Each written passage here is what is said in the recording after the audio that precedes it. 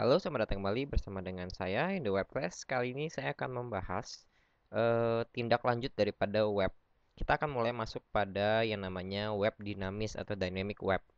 Yang dimaksud dengan dynamic web adalah web yang kontennya, isi di dalamnya maupun headnya itu akan selalu berubah-berubah tergantung dari suatu kondisi tertentu. Contohnya, misalkan kita membuka dengan Firefox, atau kita membuka dengan Internet Explorer, atau kita membuka dengan Google Chrome.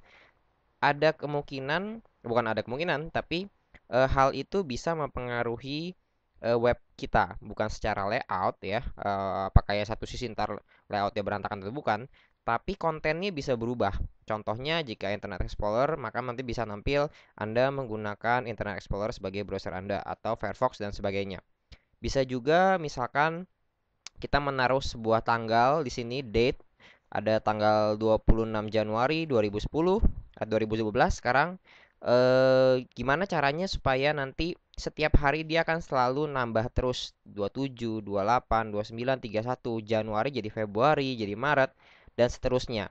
Tentu hal itu sangat tidak efisien jika kita harus mengupdate-nya secara manual di server kita, di coding HTML kita. Oleh itu kita membutuhkan nama sekarang adalah dynamic web. Jadi webnya selalu berubah tanpa harus kita ubah secara manual, secara coding manual. Hal itu bisa dilakukan dengan menggunakan sebuah pemrograman HTML. Maksud saya adalah pemrograman yang dapat menggenerate kode HTML. Jadi ada beberapa program yang dapat melakukan itu. Contoh yang berbayar dari Microsoft itu ada ASP.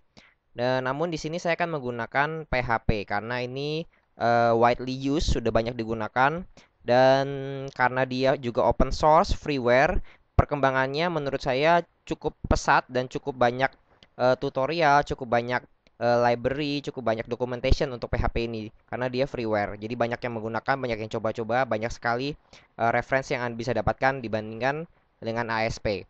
Tapi baik lagi itu hanya pandangan subjektif saya sendiri, Anda bisa baca-baca, cari-cari tahu sendiri.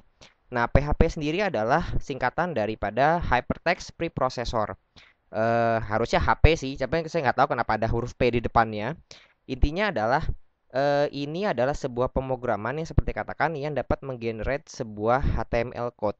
Jadi kalau biasa kita menuliskan kode HTML secara manual, kita open text HTML, kita open text elemen, paragraf, H1, H2. Sekarang dengan PHP ini, kita akan menuliskan kode PHP yang jika dijalankan, program PHP ini akan menggenerate tag itu sendiri. Jadi kita bisa merubahnya, membuat sebuah web yang dinamis karena PHP ini juga eh, memiliki kemampuan untuk algoritma dan logika dasar. Nah, untuk membuat PHP ini sama seperti HTML, Anda hanya memerlukan sebuah notepad. Namun untuk mencobanya apakah coding PHP kita jalan atau enggak, kita harus menggunakan program lain, bukan hanya sekedar browser. Kita akan membukanya di browser, tapi kita menggunakan sebuah program lain. Eh, saya menyarankan menggunakan XAMPP. Ini singkatan dari cross platform, Apache, MySQL, PHP dan Perl. Ini merupakan juga open source dan menurut saya ini adalah sebuah compiler PHP yang paling cocok dengan PHP sendiri. Nah, Anda bisa coba cek di Google XAMPP, Anda ketik saja. Kemungkinan besar Anda akan langsung masuk ke halaman yang pertama ini. Nomor pertama adalah Apache Friend. Nah, Anda buka www.apachefriends.org. Lalu Anda akan mendownload sebuah program XAMPP. Anda pilih XAMPP Anda mau yang versi untuk Linux, untuk Windows, Macintosh, atau Solaris. Contohnya di sini untuk Windows, Anda bisa cek sudah ada versi yang 1,77 yang paling terakhir ini. Anda bisa download yang versi stablenya. Kita scroll ke bawah dan kita sampai pada section download di sini. Ada tiga macam, ada installer yang .exe, ada zip dan 7-zip. Tapi umumnya direkomendasikan menggunakan installer biasa. Size-nya memang cukup besar, tapi jika Anda benar-benar niat untuk mempelajari dynamic HTML, dynamic web, saya sarankan menggunakan XAMPP ini. Saat Anda menginstal, karena ini adalah open source, ada kemungkinan Anda akan terdirect ke suatu halaman untuk menunggu beberapa detik sebelum proses download itu bisa berjalan. Contohnya seperti ini. Ya, karena dia open source ya, jadi mungkin inilah jalan yang terbaik untuk bisa terus mendanai developmentnya. Anda akan membuka sebuah download pop-up window seperti ini dan Anda download aja, bisa pakai program downloader ada atau langsung save file. Saya nggak akan lakuin ini sekarang karena saya sudah punya.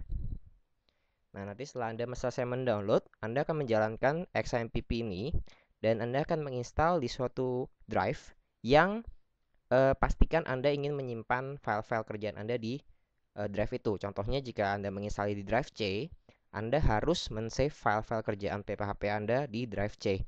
Karena Anda harus men-save-nya di dalam subfolder XAMPP ini.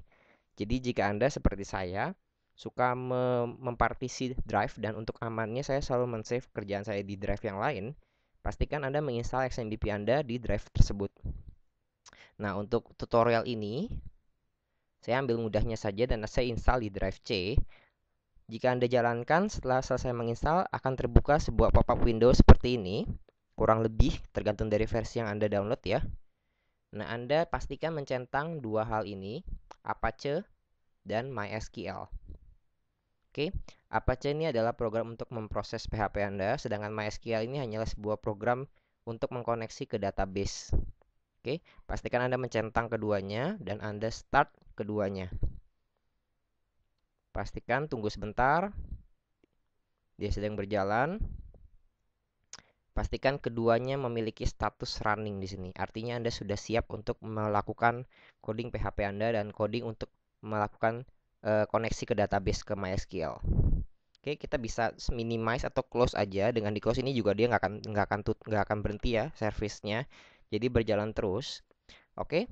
Jadi baik lagi seperti yang saya katakan, untuk membuat file PHP Anda hanya perlu Notepad, tidak perlu macam-macam. Tentunya Anda bisa menggunakan text editor untuk membantu Anda seperti auto text dan warna-warna yang bisa membedakan apakah itu adalah tag yang salah atau bukan. Nah, untuk membuat sebuah elemen PHP atau sebenarnya bukan elemen sih, tapi saya menganggapnya sebagai elemen. Kita mulai kalau HTML dengan tag di PHP ini mirip dengan buka kurung seperti ini.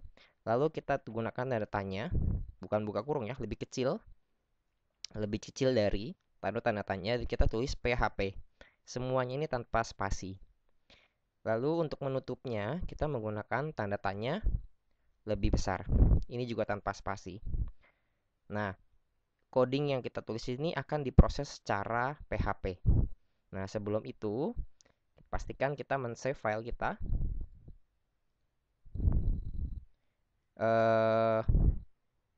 Contohnya di sini kalau di drive C ya, kita akan lihat kita akan menginstal dia umumnya di drive C langsung. Jadi akan ada XAMPP seperti ini. Untuk tutorial ini saya menggunakan XAMPP Lite. Mungkin Anda akan mencoba yang XAMPP biasa ya. Intinya sama aja, akan ada satu folder di sini namanya htdocs dan Anda akan men-save semua file kerjaan Anda di dalam folder ini.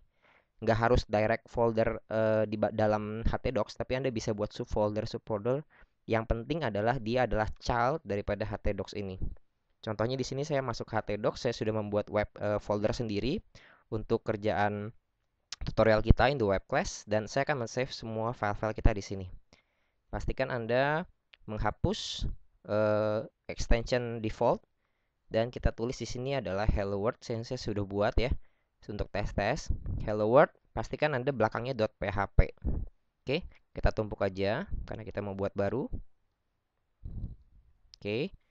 Ya, ini untuk pembukaan dan penutup. Pastikan Anda menulis ini jika Anda ingin memproses secara PHP.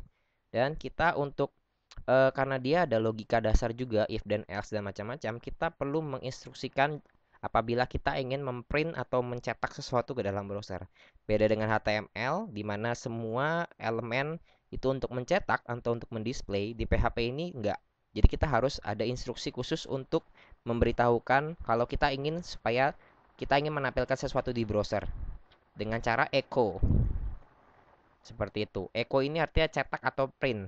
Kita berikan tanda spasi dan kita print teks yang kita ingin gunakan atau ingin kita tampilkan itu di dalam quotes atau tanda kutip. kita bisa menggunakan kutip 1 atau kutip 2, sama aja. Ada perbedaannya, tapi nanti saya jelaskan di video-video selanjutnya sejalan dengan waktu.